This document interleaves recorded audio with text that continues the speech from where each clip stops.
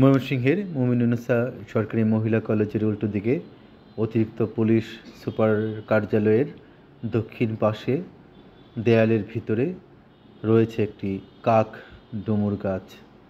কাক ডুমুর মাঝারি আকৃতির বৃক্ষ। এর বৈজ্ঞানিক নাম ফিকাস হিস্পিডা। এটি মরেসি পরিবারের উদ্ভিদ।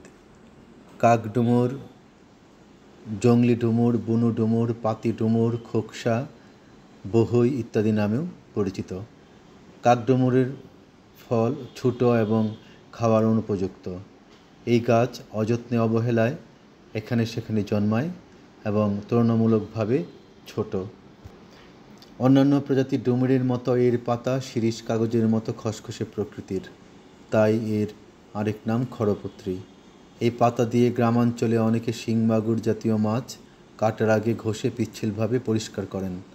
এর পাতা প্রজাপতির মথের খাবার।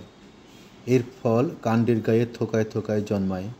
পাখিরাই প্রধানত এই প্রজাতির ডুমুরের ফল খেয়ে থাকে এবং বিষ্ঠার মাধ্যমে বীজের বিস্তার ঘটে থাকে। মূলত গ্রীষ্মমণ্ডলীয় এলাকাসমূহে এই প্রজাতির গাছ দেখা যায়।